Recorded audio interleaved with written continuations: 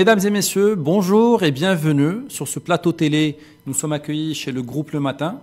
J'ai le plaisir d'accueillir avec moi pour cette première émission du salon Solutions Covid Expo 3 invités exceptionnels. Alors, Solutions Covid Expo, c'est le salon professionnel qui aide les dirigeants à constituer leur boîte à outils de la reprise. Donc, 3 invités exceptionnels pour traiter un sujet particulièrement important. Nous allons parler de ressources humaines et plus particulièrement des nouvelles pratiques RH, de New Normal. Pour traiter ce sujet, donc 3 experts avec moi. Je vais les présenter au fur et à mesure. Alors, pour des raisons de distanciation sociale, je vais à chaque fois avoir 2 invités et le 3e va venir par la suite en remplacement du premier intervenant. Alors, le premier invité que nous allons accueillir, c'est Imed Mohib. Alors, Imed Mohib est le CEO de FitCorp, directeur associé chez Officium. Imed, vous êtes un expert de la performance humaine. Bienvenue et merci d'être avec nous. Merci. Notre deuxième invité, et que je vais présenter déjà, c'est Madame Sofia Benani. Sofia Benani, bienvenue. Vous êtes CEO d'InSource Conseil et vous êtes experte en développement stratégique et en knowledge management. Je suis absolument ravi de vous accueillir. Merci d'être avec nous. Merci Hicham, plaisir partagé. Bien, donc notre sujet d'aujourd'hui, c'est l'évolution des pratiques RH. Nous vivons un contexte particulier. Alors, le Covid ou la Covid-19, je pense qu'il faut dire la Covid-19, a imposé des conditions assez particulières. Il y a eu presque 3 mois de confinement. Et puis, sans y être forcément préparés, les entreprises ont été un peu chamboulées dans leur activité, dans leur façon de fonctionner. Nous avons vu un certain nombre de pratiques évoluer. Le plus rapide, le plus simple qui nous vient à l'esprit, c'est le télétravail. La majorité des entreprises marocaines ont découvert le télétravail au niveau de cette crise, mais pas uniquement. On a vu l'avancement de la digitalisation, il y a eu une vraie accélération de l'utilisation du digital, et puis les modes de management vont forcément évoluer. Donc on va essayer de décortiquer ensemble un peu le sujet et d'avancer au fur et à mesure sur les différents points qui vont intéresser nos dirigeants. Siamet, je vais commencer par vous. Alors, vous êtes un spécialiste de la performance humaine, un expert de la performance humaine. Vous êtes un grand sportif aussi. Une question qui me vient à l'esprit, la première, comment est-ce qu'on définit la performance humaine? C'est quoi la performance humaine? Alors, la performance humaine, on va la définir comme un dispositif ou l'ensemble des dispositifs qui vont nous permettre de maîtriser, de contrôler et aussi d'utiliser en relation avec la performance humaine, c'est-à-dire les conditions qu'on va soit mettre à disposition, ou ça peut être d'ordre purement humain, ou ça peut être collectif, les dynamiques de groupe, etc., mais qui ont toutes la même finalité, qui est celle d'obtenir le maximum de l'individu et, in fine, d'une organisation. Et donc, c'est le principal même, le fondamental même de la performance collective. Ça va être construit d'abord sur la performance individuelle. Personne par personne, on va arriver à mettre en place une batterie d'outils et de conditions. C'est ce qu'on appelle les leviers de la performance. Et ils vont être comme dans le monde du sport. On sait que dans un certain sport, on va se baser sur un certain nombre de leviers qui vont être différents d'une organisation à une autre, d'un sport à un autre, par exemple. Alors, est-ce qu'il y a un parallèle direct qu'on peut faire entre la performance sportive et la performance d'un manager, par exemple? Alors, les parallèles entre le monde du sport et le monde de l'entreprise, j'en ai fait ma spécialité, parce que justement, l'entreprise a toujours puisé dans le monde du sport, parce que le monde du sport a toujours eu cette obligation de performer. Justement, parce que dans le sport, le propre même du sport, c'est de performer, c'est de ramener une médaille, c'est d'être le premier. N'en plaise à M. Coubertin qui disait que l'important c'est de participer. Mais en réalité, dans le monde réel aujourd'hui, le sport tel qu'il est devenu, c'est devenu l'obligation de performer, d'obtenir des résultats, comme c'est le cas en entreprise. Dans l'entreprise, on a une obligation de performer. Et donc, les parallèles, qu'on soit un manager ou une organisation, on a toujours cette on va dire, entre guillemets, cette pression de délivrer. Et donc, le parallèle entre le monde du sport et de l'entreprise, au niveau performance, a cette particularité. Alors, jusque-là, les managers suivaient un petit peu la performance de leurs collaborateurs d'une manière particulièrement directe. On est dans un bureau, on se voit, on se réunit, on échange, on rencontre notre collaborateur le matin, on tâte un peu le terrain, on voit est-ce qu'il est bien, est-ce qu'il ne l'est pas.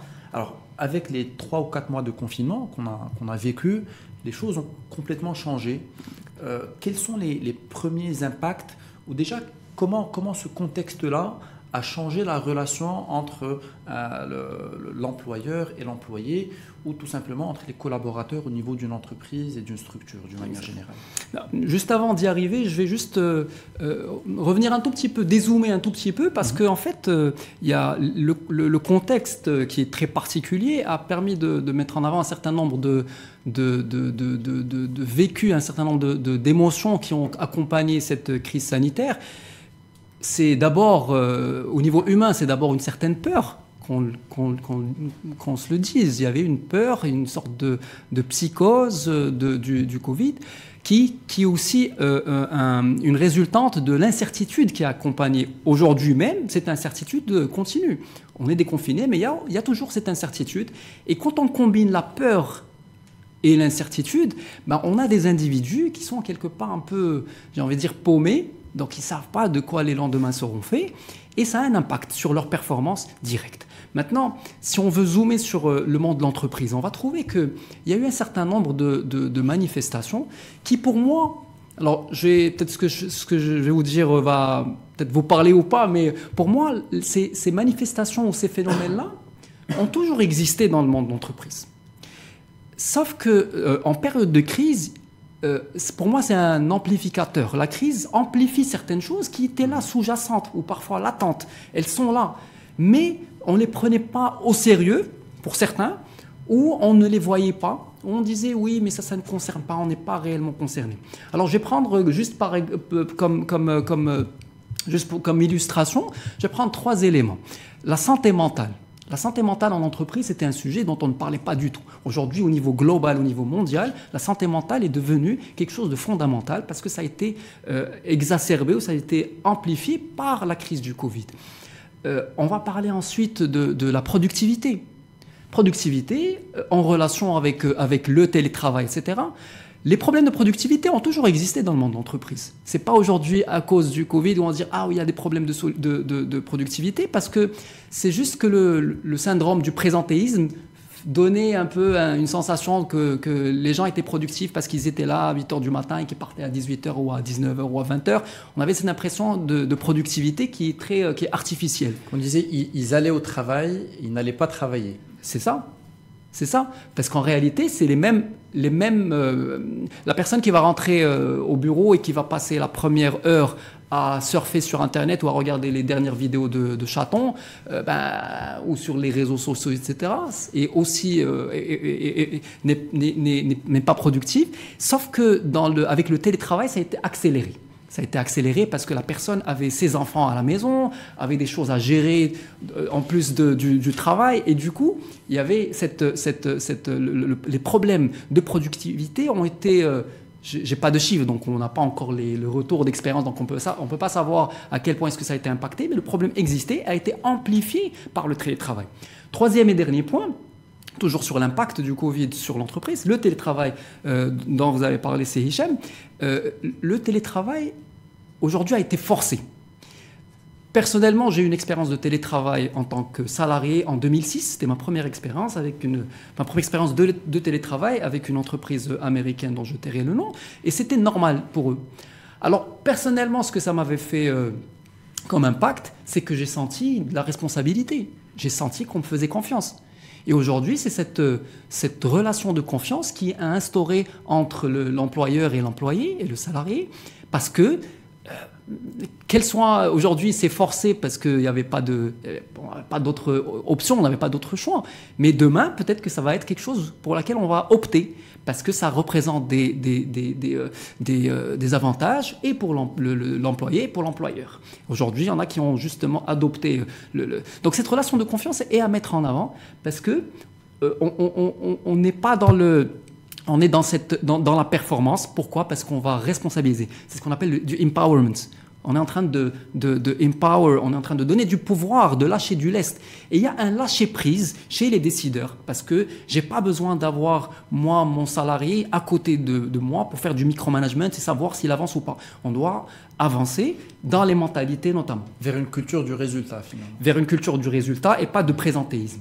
Et beaucoup de gens ont estimé qu'ils étaient beaucoup plus productifs en étant en mode télétravail. Se dépasser pour relever de nouveaux défis. BMCE Bank of Africa devient Bank of Africa. Alors, avant de passer la parole à Sophia Benani, il y a un point important. Vous avez parlé des enfants qui étaient à la maison. Et c'est vrai que jusque-là, on était presque gêné quand on recevait un appel professionnel d'entendre des cris de bébé ou des enfants faire du bruit. Là, c'est devenu quelque chose de normal, de naturel. Alors, est-ce qu'il n'y a pas une prise de conscience un peu de cette nécessité d'avoir cet équilibre entre la vie personnelle et la vie professionnelle, ce qu'on appelle le work-life balance? Est-ce qu'il n'y a pas une prise de conscience? Est-ce que ce n'est pas quelque chose qui va peut-être impacter les pratiques, parce qu'on parle de pratiques RH, les pratiques dans la durée? Alors en fait, pas que le fait d'avoir des enfants à la maison, etc. C'est le côté humain en fait. C'est le côté humain que cette crise a aussi permis de mettre en avant. Le côté humain, c'est aussi notre vulnérabilité. Vulnérabilité face à des choses très primaires comme la santé, comme se soucier de son... Au tout début de la crise, tout le monde était sur un seul mode, c'est mode quasiment survie. C'est-à-dire, je ne dois pas attraper moi ce nouveau truc. Et donc, c'est notre côté humain. Et notre côté humain, que l'entreprise doit embrasser, j'ai envie de dire, il vient avec son lot. Ce lot-là, c'est j'ai des enfants à la maison, donc c'est normal. Je peux tomber malade, je peux être en contre-performance, je peux avoir des moments... En fait, il est fini le temps du syndrome du Superman, où c'était le supermanager qui pouvait tout faire. C'est-à-dire il était increvable et on était fiers. C'est classique comme ce que je vais dire et peut-être vous semblez très classique, mais aujourd'hui on doit dépasser en fait ce paradigme-là qui dit que le manager doit être increvable, qu'il doit faire des nuits blanches sans arrêter, etc. Aujourd'hui on humanise en fait cette ressource-là parce qu'il s'agit de ressources et donc elle a besoin comme une machine qui a besoin d'avoir des périodes de maintenance, etc. Mais l'humain encore plus. Et donc on doit le cerner dans ses besoins, dans sa globalité. Merci beaucoup, Célimène. Alors, Sophia Benani, vous êtes experte en développement stratégique et en knowledge management. Et la première question qui nous vient à l'esprit, on parle beaucoup de knowledge management. Comment est-ce qu'on définit le knowledge management pour une entreprise? Alors, Hicham, en version courte. Voilà, la question est tellement vaste parce qu'il y a deux définitions qu'on peut donner au KM. On a une définition qui est statique, donc quand on fait des études de gestion des savoirs ou de gestion des connaissances, on positionne le savoir ou l'information comme base d'évaluation. Donc on va travailler sur de la donnée, sur de la data, sur de la valorisation de données qui va se transformer donc au fur et à mesure de la socialisation, donc pour revenir à la pratique et à l'importance du capital humain dans cette dynamique-là, et qui va devenir connaissance. Cette connaissance-là, elle devient par la suite intelligence, voire même sagesse. Donc on parle même de sagesse organisationnelle, et donc dans cette dimension qui est purement statique, on prend la base connaissance ou la base knowledge sous deux niveaux, donc un niveau qui est technologique et l'autre qui est non technologique. Donc si on doit définir de manière plus élargie avec la dimension variable, donc l'usage diffère d'une entreprise à une autre. On a beaucoup plus de sensibilité à utiliser les nouvelles technologies quand on a une expérience SI aguerrie. Quand on n'a pas cette expérience-là, donc la preuve est et le résultat est qu'en période de crise Covid, la solution a été d'aller vers le numérique, vers la digitalisation, vers de nouveaux usages de partage. Et donc le KM, c'est un outil qui permet tout simplement, tout bonnement, de créer une socialisation réfléchie, raisonnée et pertinente. Alors, on va revenir au volet technologique par la suite.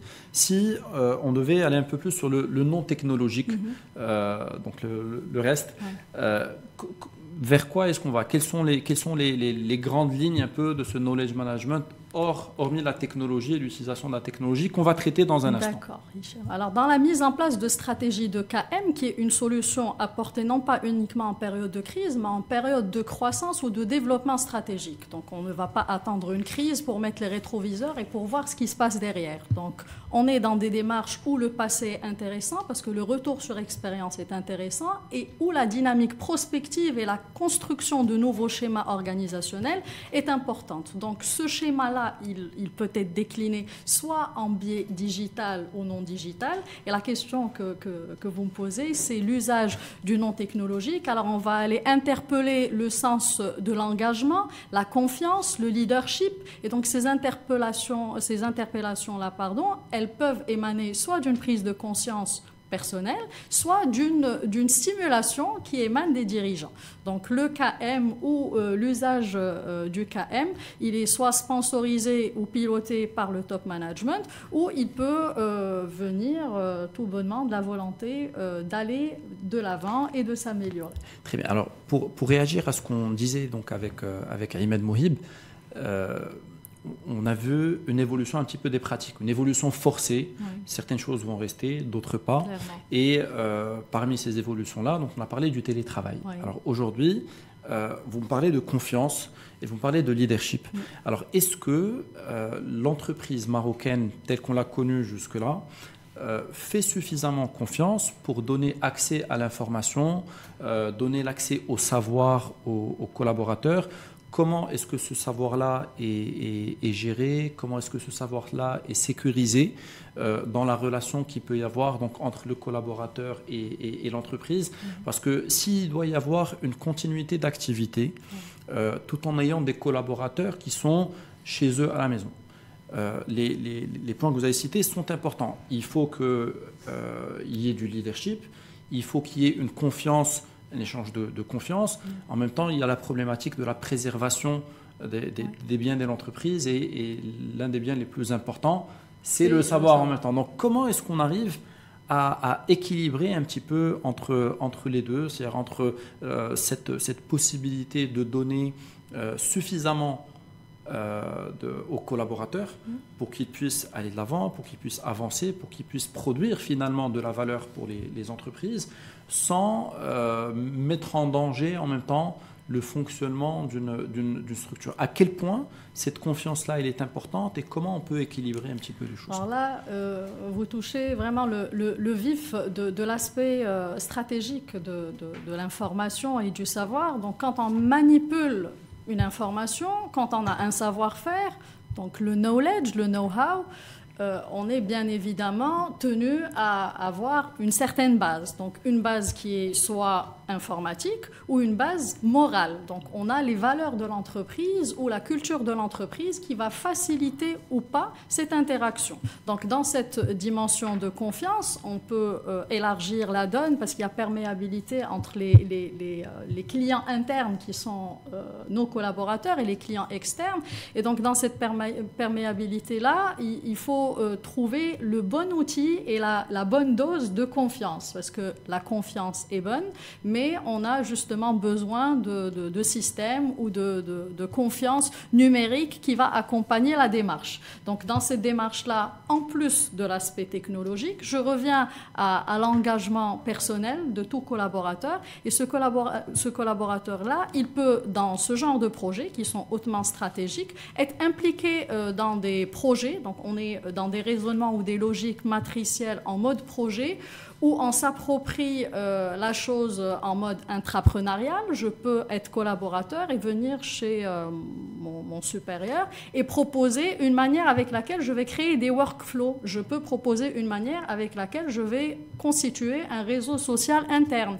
Et donc, si l'itération se fait dans la confiance, justement, et la validation, il n'y a pas de raison à ce qu'il y ait dispersion et la confiance ne peut être qu'augmentée et valorisée. Merci beaucoup, Sophia. Je vais revenir vers vous dans un instant.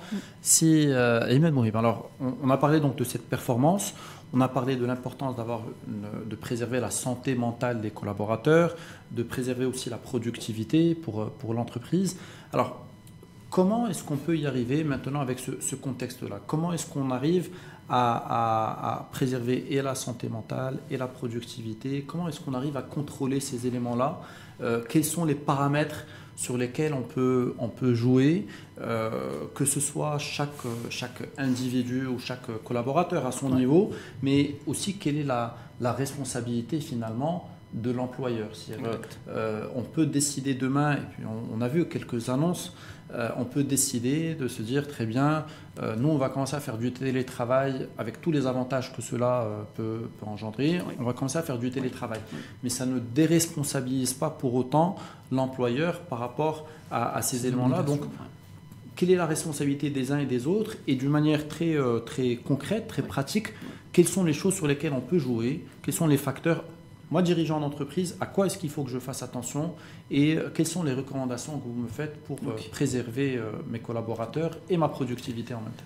Alors, il y a quelque chose de très important qui va être sous-jacent de tout cela. Quel que soit le problème, la problématique à laquelle on va s'attaquer, mais aussi quel que soit le programme que l'on va designer, etc.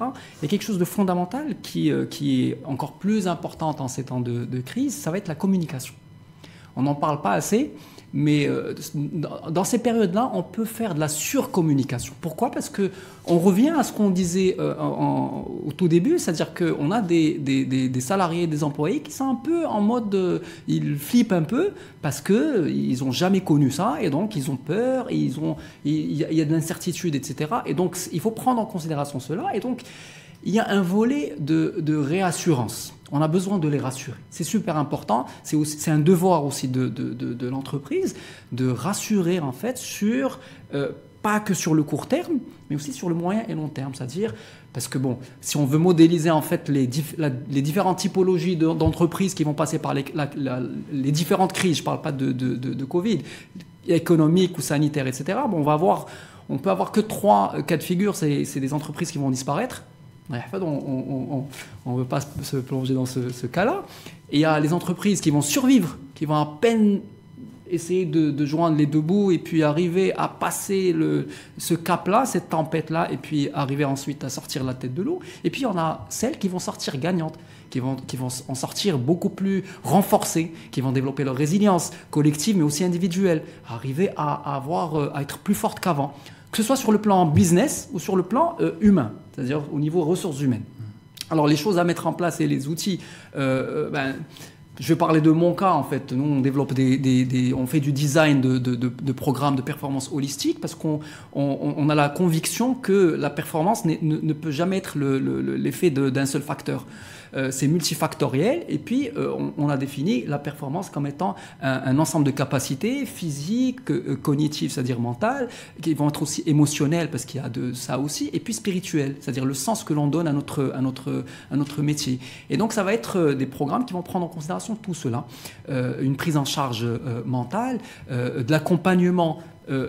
Très souvent on fait de l'accompagnement en mode coaching par exemple, mais aussi des programmes qui vont prendre différentes formes. Ça peut être de la sensibilisation, ça peut être de l'accompagnement au cas par cas. Le cas extrême, c'est de l'individualisation. Quand on sait qu'il y a véritablement le besoin d'individualiser, on va attaquer le problème sur un plan purement individuel. Le cas aussi s'est présenté, on en parlait tout à l'heure, dans le monde du sport.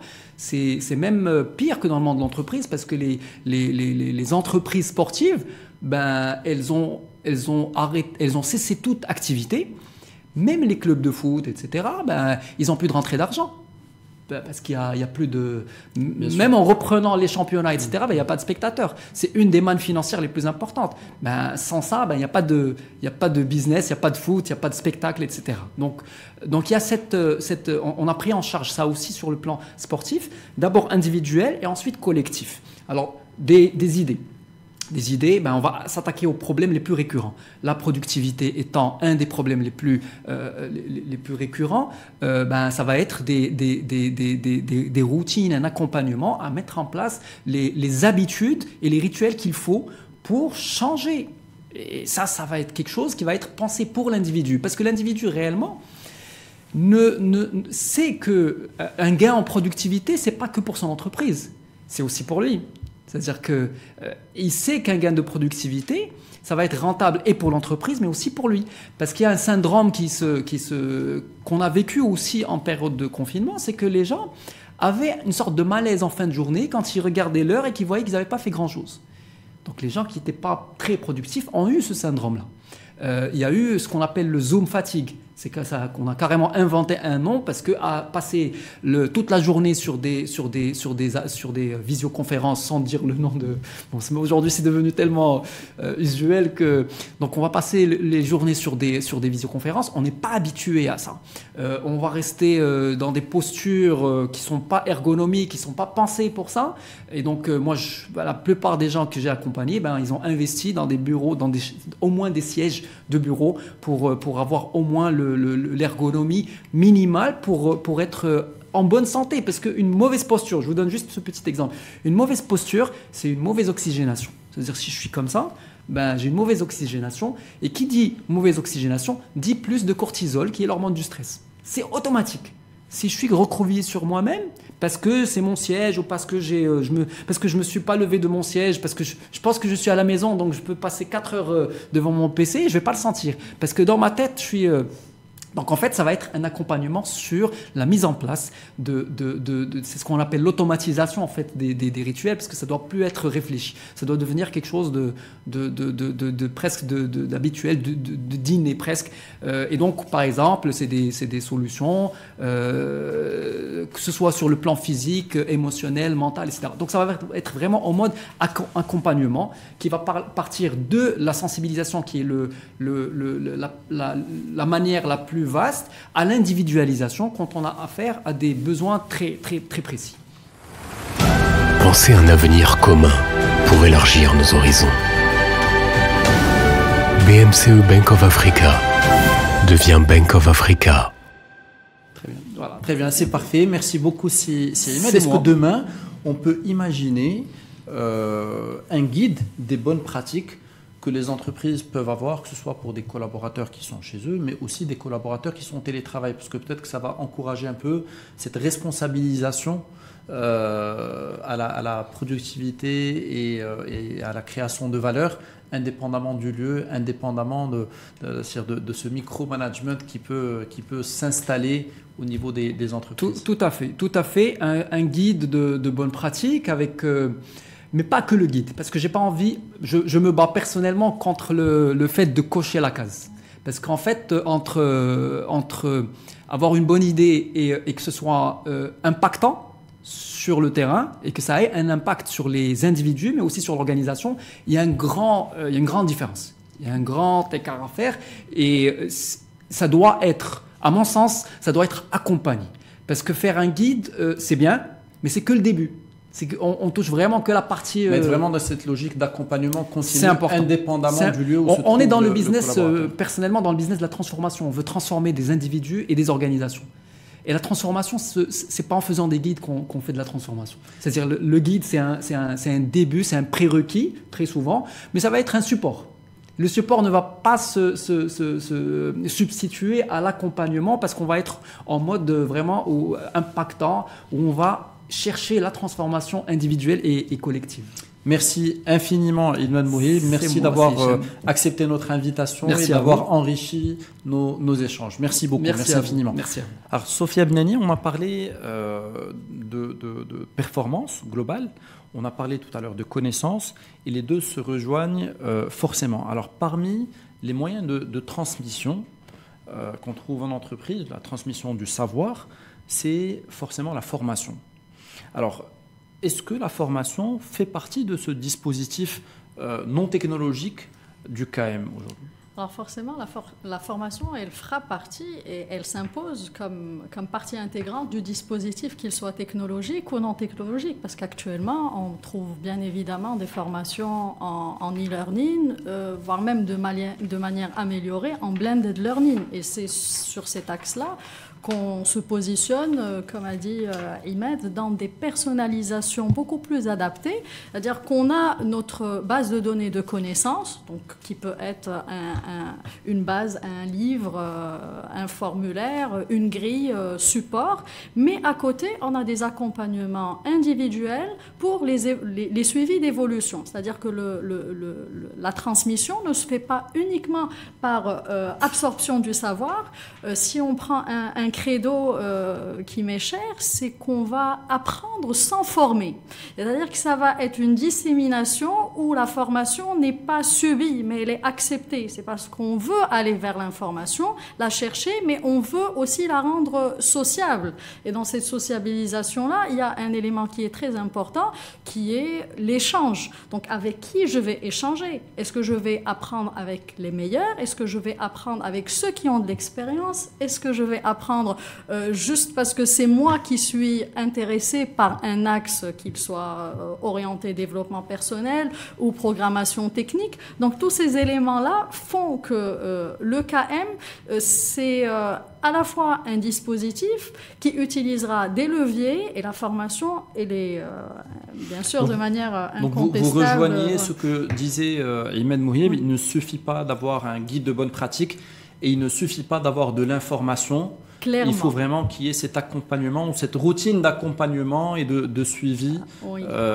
entre les collaborateurs. Mais merci Sophia. Alors juste dans cette complémentarité-là entre les éléments d'influence et d'impact, la performance, elle est recherchée. Donc on va aller chercher la performance par la formation, par la productivité, par de la détermination. Et donc c'est en combinant. Donc c'est l'élément fort à prendre en compte, c'est la synergie, c'est la combinaison d'ensemble d'éléments. Donc quand on déploie du KM, c'est protéiforme. Donc on ne va pas venir former, on ne va pas uniquement doter d'outils, mais on va être sur des accompagnements beaucoup plus précis où l'évolution va être suivie. Alors vous avez travaillé sur la création de nouveaux types ou nouveaux formats en fait de formation. Combinant, indépendamment de la crise et du contexte, combinant bien sûr le e-learning, le présentiel, mais vous avez intégré aussi cet élément d'interaction et d'échange. Oui. Est-ce que ça a un impact plus important, c'est-à-dire le fait qu'il y ait cette interaction? Est-ce que l'impact est plus important en fait pour l'apprenant d'une manière globale? Alors, je reviens encore une fois à l'élément d'impact et d'influence. Donc, l'apprenant, il ressort avec des éléments nouveaux parce qu'il a interagi, il a échangé. Donc, si on prend la règle des 70-20-10, dans laquelle on apprend à 70% dans l'échange, c'est dans notre quotidien, c'est dans la recherche de l'action, dans la recherche de l'information qu'on va apprendre. On aura 20% à aller chercher dans des bases de connaissances qui sont disponibles. Vous avez Internet, vous avez les banques de données. Donc, si on prend le mot banque de données, la Banque mondiale a aussi valorisé le knowledge. Donc, on est dans du knowledge banking. Et donc, je vais trouver ces 20% dans tout ce qui est valorisation sociale et sociétale. Et il nous restera les 10 petits pourcents dans lesquels il y aura des ajustements. Et je reviendrai à l'effort qui est fourni dans ce genre d'outils, qu'il soit en blended ou en coaching, mentorat de suivi personnalisé.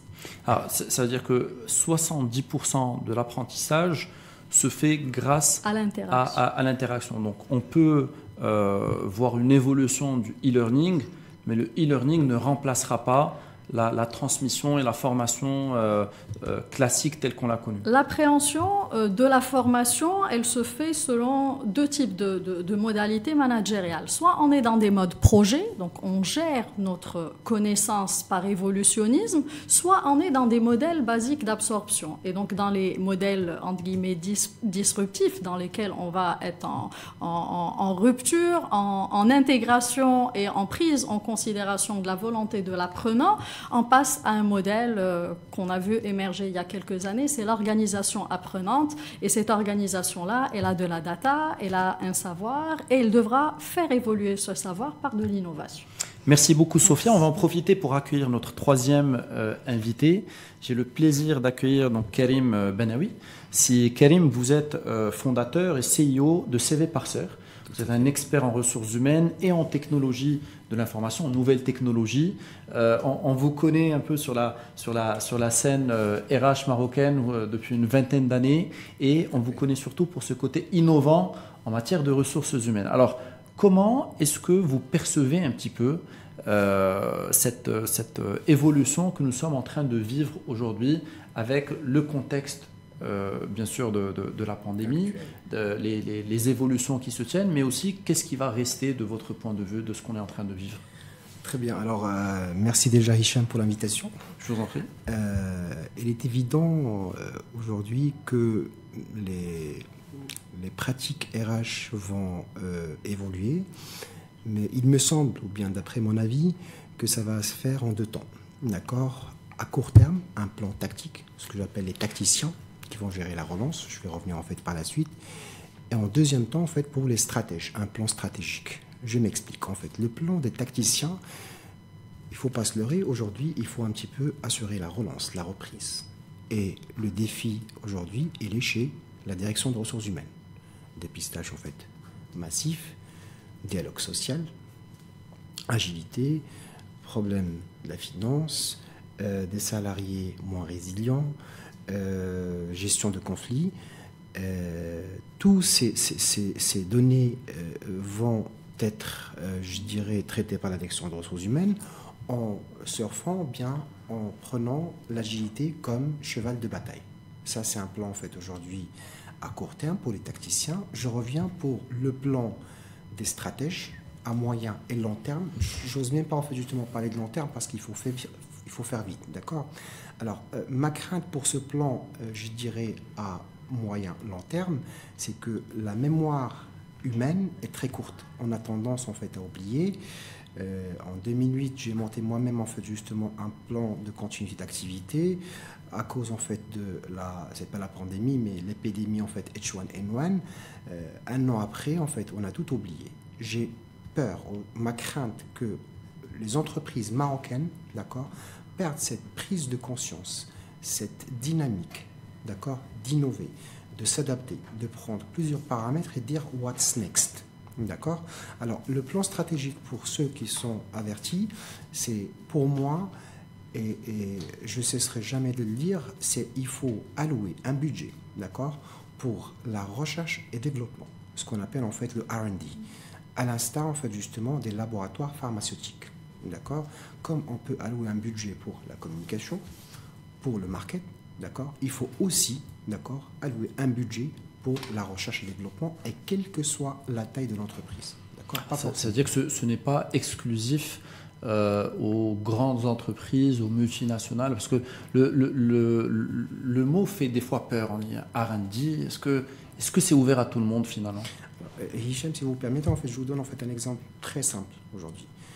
Le R&D, oui, on a tendance en fait à comprendre que en fait il nous faut en fait beaucoup de moyens pour créer en fait un département proprement dit. D'accord. La plupart en fait justement des entreprises, des startups américains, ils s'en sortent très très bien. D'accord. Et pourtant ils font de R&D. D'accord. Je ne vais pas prendre en fait l'exemple en fait de CV par ça en fait. On a eu. On peut. Bien sûr, on peut.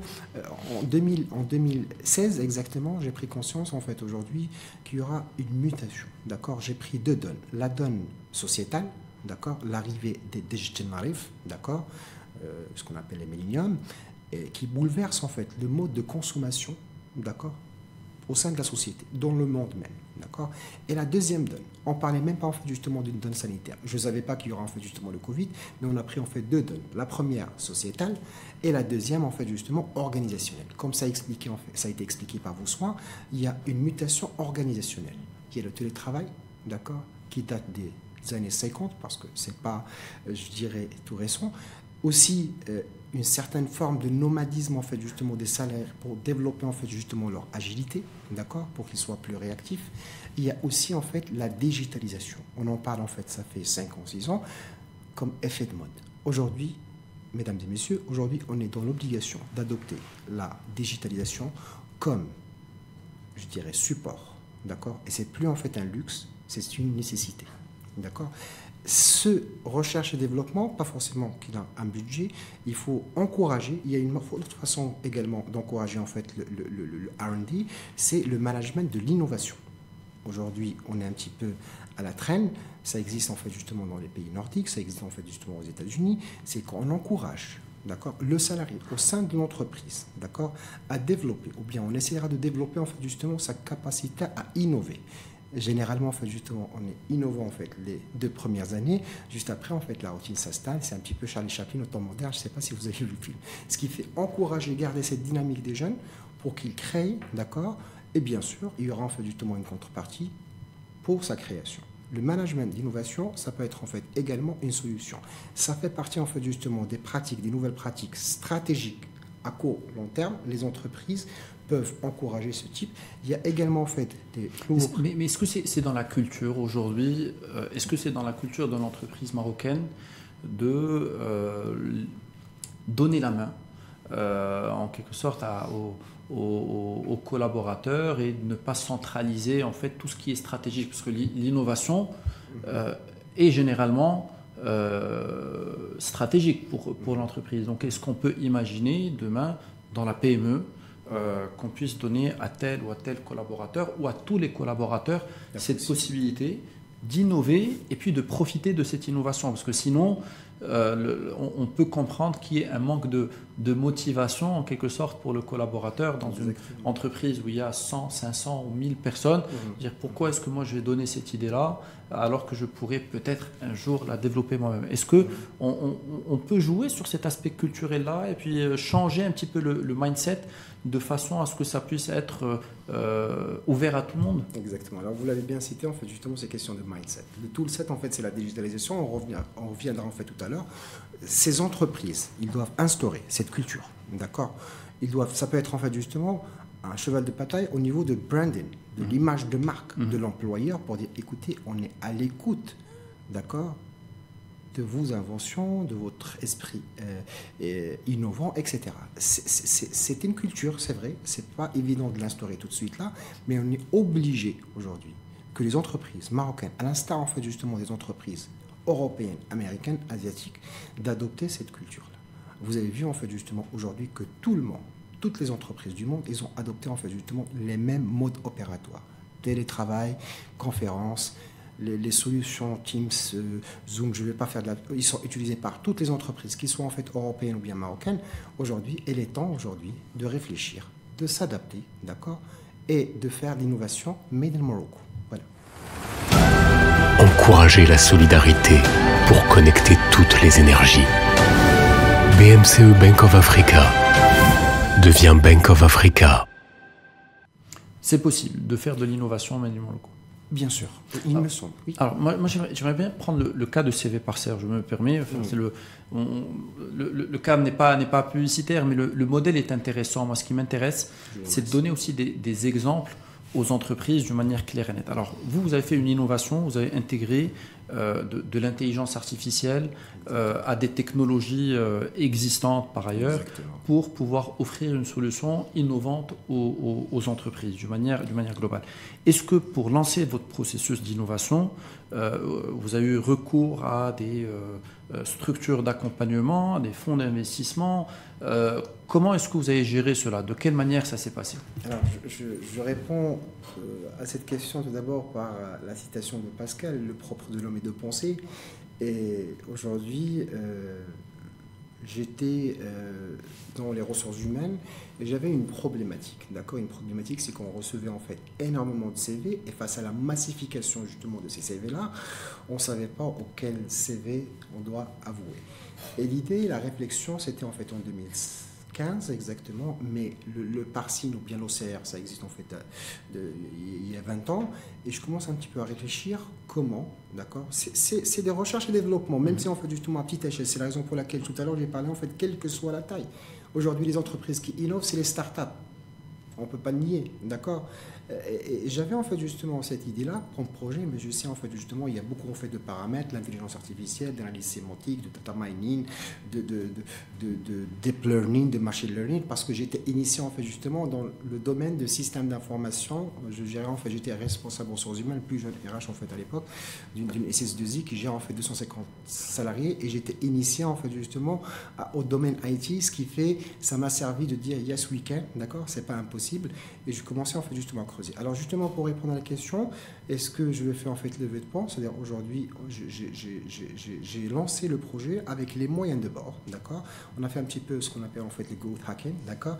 On a un petit peu injecté en fait quelques éléments, mais c'est de mon temps, d'accord. Mes équipes en fait qui sont sur le projet et mon temps sur le projet. Franchement, Hicham, la technologie, ça coûte pas cher, d'accord. Ce qui coûte cher en fait aujourd'hui, c'est le métier, la réflexion, la matière grise. La technologie, il ne faut pas se leurrer, il faut qu'il soit au service de l'humain.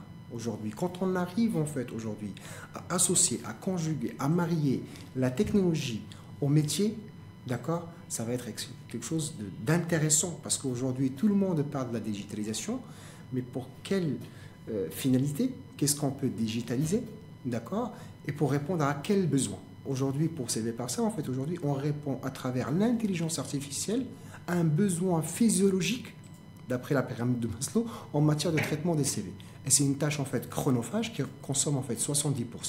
Mieux encore, on a découvert, en fait, aujourd'hui, qu'on est sur un autre volet, en fait, aujourd'hui, qui est tendance aux États-Unis, qui est le HR Matrix. D'accord? C'est à travers, en fait, le data qu'on peut analyser, en fait, les données, parce que le CV, c'est de la bonne data aussi. En fait, on tourne toujours au sujet de la data et on revient toujours aux données d'une manière globale. Alors, je reviens vers Sophia Benani. On parlait tout à l'heure des outils non technologiques en termes de knowledge management, mais vous me parlez aussi d'outils technologiques. Alors, en termes de proportion, quel est l'impact un peu de l'outil technologique pour le knowledge management? Alors l'impact dépendra de l'entreprise et de son expérience en termes d'usage de systèmes d'information. On ne va pas prendre une entreprise qui n'a jamais utilisé les systèmes d'information, qui est en phase qui est en mutation, en transformation digitale, et aller chercher de la performance ou être dans la recherche d'indicateurs précis.